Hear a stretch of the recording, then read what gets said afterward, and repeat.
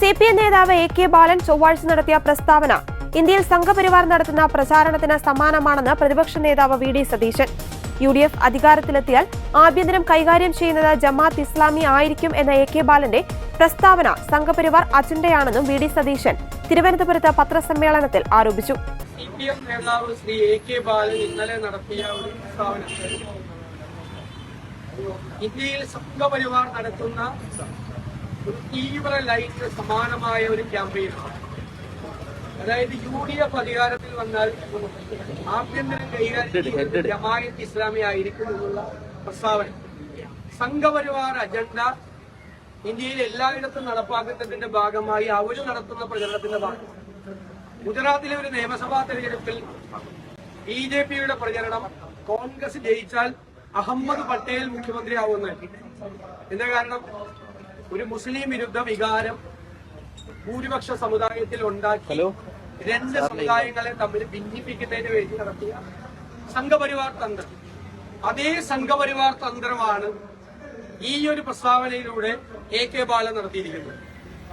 CPMന്റെ നേതൃത്വത്തിന്റെ അറിവോടുകൂടിയാണ് AK ബാലൻ ഈ പ്രസ്താവന നടത്തിയിരിക്കുന്നത്. വെള്ളാപ്പള്ളി നടേശൻ നടത്തിയ പ്രസ്താവനയും AK ബാലൻ നടത്തിയ പ്രസ്താവനയും തമ്മിൽ കൂട്ടിവെച്ചാൽ മതി.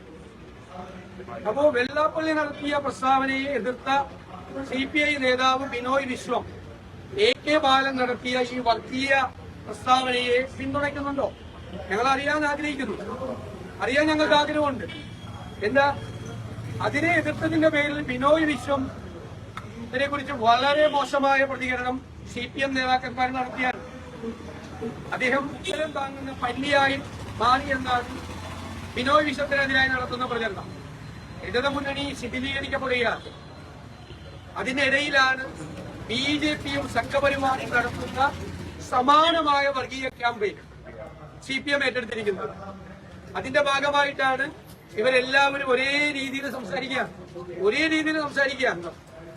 കേരളം, പ്രബുദ്ധ കേരളം, ഈ CPM നേതാക്കളുടെ പ്രസ്താവന കേരളത്തിലെ വിദ്വേഷത്തിന്റെ ക്യാമ്പയിൻ നടത്താൻ വേണ്ടിയിട്ടുള്ള ഈ പ്രചരണം, ഈ തെരഞ്ഞെടുപ്പിനെ സംഘപരിവാർ ചെയ്യുന്നത് പോലെ ആക്കി മാറ്റാനുള്ള ഈ ശ്രമത്തെ ചെറുത്തു തോൽപ്പിക്കും മതേതര കേരളം എന്ന കാര്യത്തിൽ ഞങ്ങൾക്ക് യാതൊരു സംശയവും. രണ്ടാമത്തെ കാര്യം, മുൻ ദേവസ്വം ബോർഡ് പ്രസിഡന്റ് പത്മകുമാറിനെതിരായി ഗുരുതരമായ ആരോപണം കൂടി SIT കോടതിയിൽ ഉന്നയിച്ചിരിക്കുകയാണ്. ഗുരുതരമായ അദ്ദേഹമാണ് ഇതിനെല്ലാം കൂട്ടുനിന്നത് എന്നുള്ള വ്യക്തമായ ആരോപണം ഉന്നയിച്ചിരിക്കുന്നു. എന്നിട്ടും CPM ഈ അയ്യപ്പന്റെ സ്വർണം കവരാൻ കൂട്ടുനിന്ന ഗൂഢാലോചന നടത്തിയ പത്മകുമാറിനെയും മറ്റു നേതാക്കളെയും സംരക്ഷിക്കുകയാണ്. പത്മകുമാർ പറഞ്ഞ ദൈവതുല്യനായ ഒരാളെ സംരക്ഷിക്കാൻ വേണ്ടിയിട്ടാണോ ഇവർ ചെയ്യുന്നത് എന്ന് CPM വ്യക്തമാക്കണം. അയ്യപ്പന്റെ സ്വർണം കവർന്നവരെ ഇത്രയും രൂക്ഷമായ ഭാഷയിൽ SIT കോടതിയിൽ റിപ്പോർട്ട് കൊടുത്തിട്ടും അവരെ ഇപ്പോഴും സംരക്ഷിക്കുന്ന സമീപനമാണ് CPM. അയ്യപ്പന്റെ സ്വർണം കവർന്നവർക്ക് കൊടപിടിച്ചു കൊടുക്കുകയും അവരെ സംരക്ഷിക്കുകയുമാണ് CPMവും ഗവൺമെന്റും ചെയ്യുന്നത് എന്ന് വളരെ വ്യക്തമായിരിക്കുകയാണ്. UDFനെ, പ്രത്യേകിച്ച് കോൺഗ്രസിനെ പിന്തുണയ്ക്കുന്ന ജമാഅത്തെ ഇസ്ലാമിയുടെ സമീപനത്തിന്റെ ഗൌരവതരമായ പ്രശ്നം അത് വർഗീയ പ്രസ്ഥാനമാണെന്ന നിലപാട് CPMനും LDFനും ഉണ്ട്. അതിന്റെ ഗൌരവതരമായ കാര്യങ്ങൾ ചൂണ്ടിക്കാട്ടുന്നതിന് വേണ്ടിയാണ് AK ബാലൻ ആ പദപ്രയോഗം നടത്തിയത്. അതിന്റെ ഭാഗമായിട്ടാണ് ഈ ഒരു കാര്യം കൂടി അദ്ദേഹം ചൂണ്ടിക്കാട്ടിയത്. താങ്കൾ മറുപടിയാണ്, ചോദ്യമല്ല ചോദിച്ചു. ഞാൻ പറയാം, 4 പതിറ്റാണ്ട് ജമാഅത്ത് ഇസ്ലാമി CPMനെ പിന്താങ്ങിയ സമയത്ത് CPMയുടെ പല പ്രാവശ്യം ഭരിച്ചല്ലോ. അന്നല്ല ആഭ്യന്തര വകുപ്പ് ജമാഅത്ത് ഇസ്ലാമിയെ കൊണ്ടാണോ CPM ഭരിപ്പിച്ചിരുന്നത്? അതാണ് മറുചോദ്യം. മനസ്സിലായ?